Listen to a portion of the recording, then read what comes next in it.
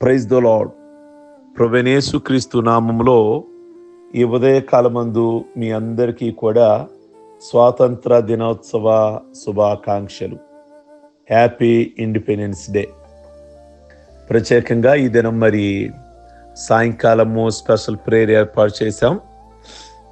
విజయవాడలో సాయంకాలము 6 గంటలకి స్పెషల్ ప్రేయర్ ఉంది.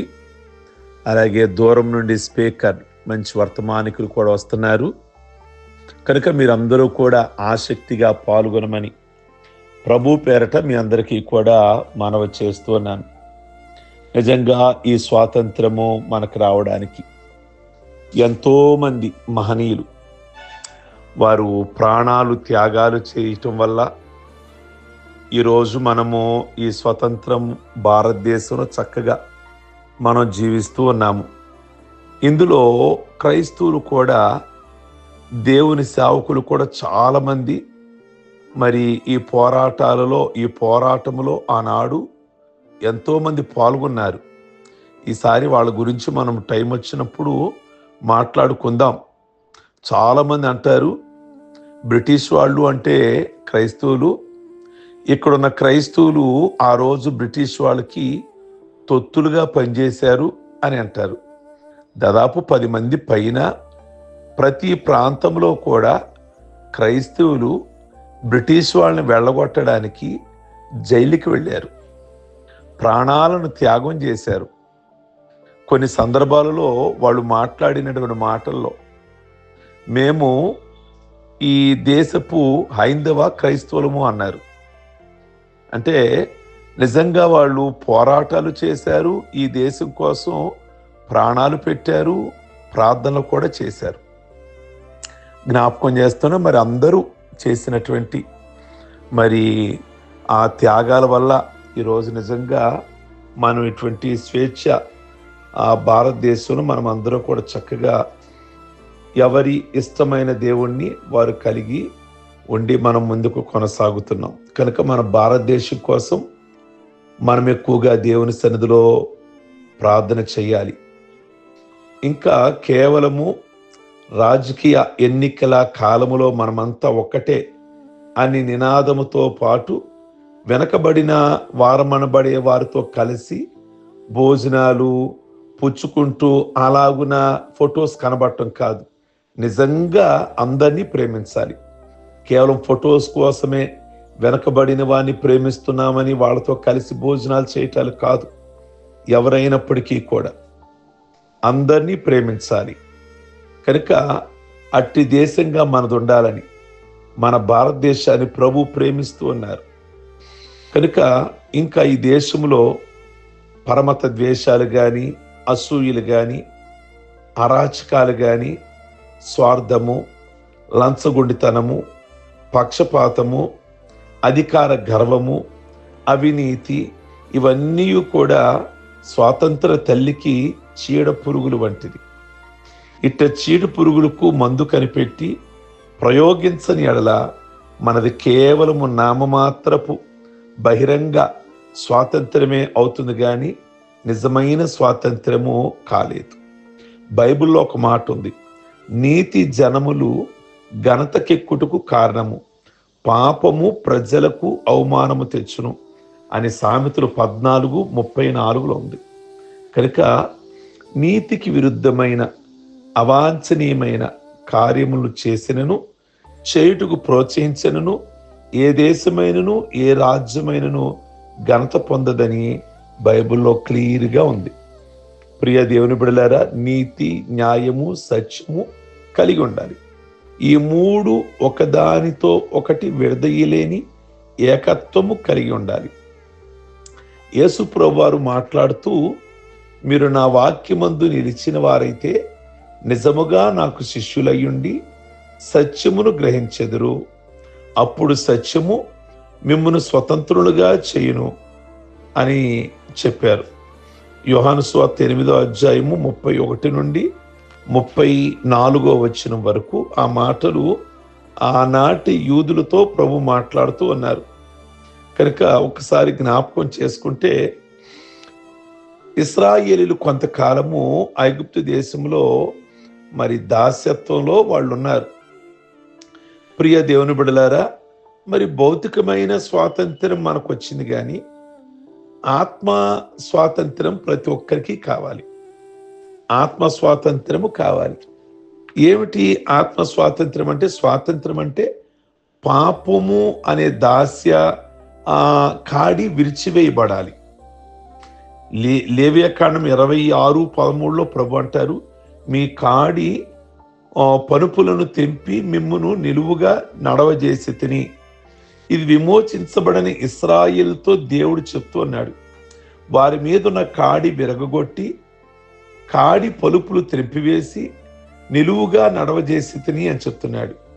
ఇశ్రాయేలీయులు పూర్వము దాస్యత్వంలో ఉన్నారు, కానీ ఇప్పుడు నేను మిమ్మల్ని జ్ఞాపకం చేసుకొని బయటికి తీసుకొచ్చాను. ప్రియ దేవుని బిడ్డలారా, కాడిని విరగొట్టాను అని అంటున్నాడు. ఈరోజు మనకి సాతాను అనే కాడి, సాతాను ఒకప్పుడు మన మీద యజమానుడిగా ఉన్నాడు, మన మీద కాడిగా ఉండి దురలవాట్లు అనేకమైన వాటి చేత బంధించాడు. కనుక ఈ రోజున ప్రభు ఆ కాడిని విరగొట్టారు. స్వాతంత్రం అంటే దుర్నీతి బంధకాల నుండి బయటికి రావాలి. భౌతికమైన స్వాతంత్రం ప్రతి ఒక్కరూ అనుభవిస్తున్నారు. ప్రభువుని ఎరిగిన వారు కావచ్చు, ప్రభువుని ఎరగని వారు కావచ్చు, వారు హిందువులు కావచ్చు, క్రైస్తవులు కావచ్చు. కానీ ఈ పాపం అనేది ప్రతి వారి మీద కూడా ఏలుబడి చేస్తుంది. ఆ దుర్నీతి బంధకాల నుండి బయటికి రావాలి. ఒక గారడి సీమోన్ అనే వ్యక్తి ఉన్నాడు బైబిల్లో. మారాను అని అతను మారక ముందు చాలా చెడులో జీవించాడు. తరువాత పేతురు, యోహాను వాళ్ళందరూ ప్రార్థన చేశారు. ఆ చెడు అలవాటుల నుండి బయటకు వచ్చేసాడు.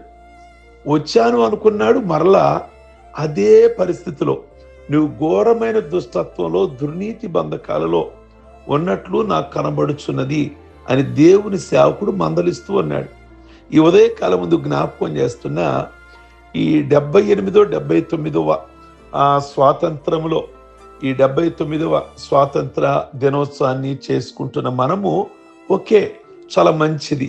కానీ ఆత్మీయతలో పాపానికి గనక మనం దాసులైపోతే, అంటే సాతానుడు మన మీద అధికారం చేస్తుంటే వాడి నుంచి కూడా బయటికి రావాలిక.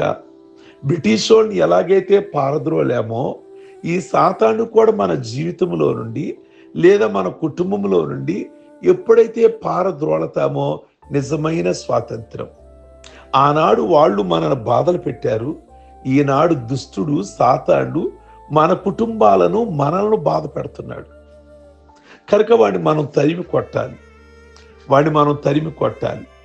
ఈరోజు గాడి సీమోను ఆ బంధకాలలోనే ఉన్నాడు. స్వాతంత్రం అంటే మానవ కల్పిత కట్ల నుండి విడుదల కావాలి. వాటిని విప్పి నా యుద్ధకు తోలుకురండి అన్నారు ప్రభు గాడిదల గురించి. ఆచారాలు, ఇంకా నిజంగా స్వాతంత్రం వచ్చి ఇన్ని సంవత్సరాలైనా కానీ చాలా మందిలో కులం అనే జాడ్యము, లేక జాతి కట్లు, ఇంకా ఆచారాలు, ఇంకా జ్యోతిష్యాలని, లేకపోతే ఇంకా రకరకాలైనటువంటివని, వీటన్నిటి నుండి బయటికి రావాలి. ప్రియమైన దేవుని బిడ్డలారా, ఈ ఉదయకాలం మందు నిజమైన స్వాతంత్రము ఆత్మీయతలో కూడా కావాలని యేసు ప్రభువారు ఆనాడు యూదులకు చెప్తున్నారు.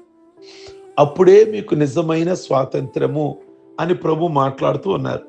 కనుక భౌతికమైన స్వాతంత్ర్యాన్ని చేసుకుంటున్నటువంటి మనము ఆత్మలో మాత్రము ఆచారాలలో, అలవాటులలో మనం ఉన్నట్లయితే, స్వాతంత్రము అంటే అపవాది నుండి మనం బయటపడాలి. అంటే దెయ్యాల నుండి బలహీనపరిచే పరిస్థితి నుంచి మనం బయటికి రావాలి. ఆ రోజు ఒక ఆవిడ 18 సంవత్సరాల నుండి నడుము వంగిపోయిన స్త్రీ ఉంది. ఎందుకు అలా వంగిపోయింది? శరీర బలహీనత కాదు, కేవలము ఆవిడలో కొన్ని దయ్యాలు ఉన్నాయి.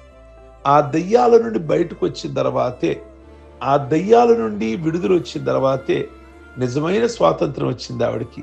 చక్కగా తిన్నగా నిలబడింది, నడవగలిగింది. స్వాతంత్రము అంటే చావుకట్ల నుండి బయటికి రావటమే. లాజరు బ్రతికాడు.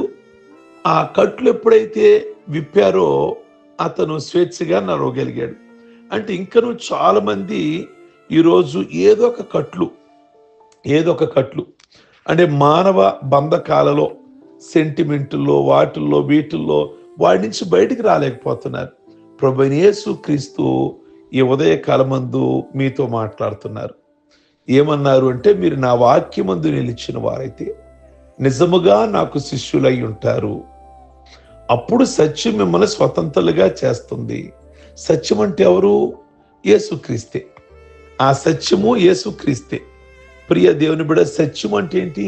ఉన్నది అని అర్థం. మోషేతో ప్రభు ఏమన్నారు? నేనున్నవాడను అని అన్నారు. ప్రభువే సత్యం. అది ఎప్పుడు ఉండేది, యుగ యుగాలు కూడా ఉండేది. ప్రియ దేవుని బిడ్డలారా, మరి లోకం పుట్టింది మొదలుకొని అవతార పురుషుల్లో కానీ మానవుల్లో లేదా మహాత్ములు అనబడిన వారిలో చనిపోయి తిరిగి బ్రతికిన వారు కానీ, బ్రతికి యుగ యుగాలు జీవించిన వారు కానీ ఎవరు లేరు. వారి జీవితాలు, వారి జీవిత గ్రంథాలు సమాప్తం అనే మాటతో ముగించబడ్డాయి. కానీ యేసుక్రీస్తు చనిపోయి మరలా బ్రతికి 11 సార్లు కనబడి తన శిష్యులకి, కనుక 40 రోజులు కనబడి పరలోకానికి వెళ్ళి ఈరోజు ఆయన సజీవుడిగా యుగ యుగాలు ఉన్నాడు. కనుక ఆయన సత్యము. కనుక సత్యం మిమ్మల్ని స్వతంత్రులుగా చేయనంటే యేసుక్రీస్తు మాత్రమే మనకి ఈ యొక్క స్వాతంత్రం.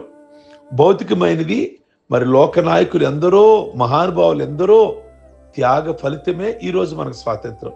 కానీ ఆత్మీయతలో స్వాతంత్రం ఇచ్చేది యేసుక్రీస్తే. ఈ ఉదయకాలం ముందు నువ్వు పాపము చేత ఇంకా బయటికి రాలేకపోతున్నావా? ఏదో పాపము నిన్ను వేధిస్తుందా? రావాలని బయటికి ఉంద నీకు, కానీ శక్తి చాలటలేదు. దెయ్యాల చేత పీడించబడుతున్నావా? అలవాటుల చేత, ఆ దెయ్యపు కోరికల చేత నీవున్నావా? అది విడుదలివ్వగలిగిన వాడు ఏ మనిషి కాదు, ప్రభువైన యేసుక్రీస్తే. ప్రియ దేవుని బిడ్డలారా, ఆచారాలు ఇంకా అలవాట్లులో బంధించబడి ఉన్నావా? అది విడుదలివ్వగలిగిన వాడు యేసుక్రీస్తే. అలాగున వస్తే నీకు ఆత్మీయతలో నిజమైన స్వాతంత్రం, అది నిజమైన ఆనందం, సంతోషం. కనుక భౌతిక స్వాతంత్రాన్ని ఆనందిస్తున్న నీవు ఆత్మీయతలో కూడా అట్టి స్వాతంత్రాన్ని ప్రభు నీకు, నీ కుటుంబానికి దయచేయునుగాక. ప్రార్థించుకుందాం. సర్వశక్తి కలిగిన తండ్రి, మీకు వేలాది వందనాలు, స్తోత్రాలు చెల్లిస్తున్నాం. ఈ ఉదయకాలమందు ఈ యొక్క ప్రత్యేకమైన ఈ స్వాతంత్ర దినోత్సవాన్ని చేసుకుంటున్న మేము 79వ స్వాతంత్ర దినోత్సవం. నిజంగా మా భారతదేశాన్ని మీరు ప్రేమిస్తున్నారు ప్రభువా. ఈ భారతదేశాన్ని ఇంకను మీరు దీవించి, మా భారతదేశంలో ఎవ్వరు పేదలు లేకుండా అందరినీ ధనవంతులుగా చేయండి. ఇంకా ప్రభు, ప్రతి ఒక్క నాయకులు కూడా అందరినీ ప్రేమించే మనసు, ఎవరు కూడా అంటరాని వారు అనే పదం రాకుండా అందరినీ కూడా ప్రేమించే ప్రభు భారతదేశముగా ఉంచమని ప్రార్థిస్తున్నాం. ఎప్పుడు కూడా ఈ దేశాన్ని నాయన దీవించండి, ఆస్వాదించమని, అన్ని విషయాల్లో కూడా మా భారతదేశాన్ని అభివృద్ధి పరచమని, ప్రతి ఒక్కరూ కూడా నిజమైనటువంటి దేవుడు యేసుక్రీస్తు అని తెలుసుకోవడానికి కృప దయచేయమని ప్రార్థిస్తున్నాం. ప్రభువా, ఈ భారతదేశంలో ఎప్పుడూ కూడా ప్రభువా అయ్యా మీ కొందనాలు, స్తోత్రాలు చెల్లిస్తున్నాం. సకాలానికి వర్షాలు దయచేయండి, మంచి పంట దయచేయండి, మంచి సమృద్ధి దయచేయండి, నెమ్మది కలిగిన దేశముగా ఉంచమని, ఈ భారతదేశానికి కావలసిన భద్రత, కాపుదల, కృప మీరు దయచేయమని ప్రత్యేకంగా ప్రార్థిస్తున్నాం. తండ్రి, మీ కొందనాలు, స్తోత్రాలు చెల్లిస్తున్నాం. నిజంగా ప్రభువా మీ కొందనాలు. ఆనాడు నాయకులు ఎందరో ఈ దేశం కోసం ప్రాణ త్యాగాలు చేశారు ప్రభువా. అందులో ఎంతో మంది ఉన్నారు నాయన. ఈరోజు వారందరినీ జ్ఞాపకం చేసుకుంటున్నాం. ముఖ్యంగా ఈ దేశాన్ని ఇంకను దీవిస్తూ, ఆస్వాదిస్తూ, అభివృద్ధి పరుస్తూ ముందుకు నడిపించమని, ప్రతి ఒక్కరూ కూడా భారతదేశం కోసం అయ్యా ప్రార్థించే వారి గురించమని ప్రార్థిస్తూ, ఈ రోజు పెళ్లి రోజులు, పుట్టినరోజులు, రక్షణ పొందిన రోజులు చేసుకుంటున్న బిడ్డలందరినీ దీవించి ఆస్వాదించమని యేసు నామములో అడుగుచున్నాం తండ్రి. ఆమేన్. God bless you. మీకు అందరికీ ఫార్వర్డ్ చేయండి. అలాగే తప్పకుండా మరి లైక్ బటన్ నొక్కండి. మీ అభిప్రాయాన్ని వ్యక్తం చేయండి. ఓకే.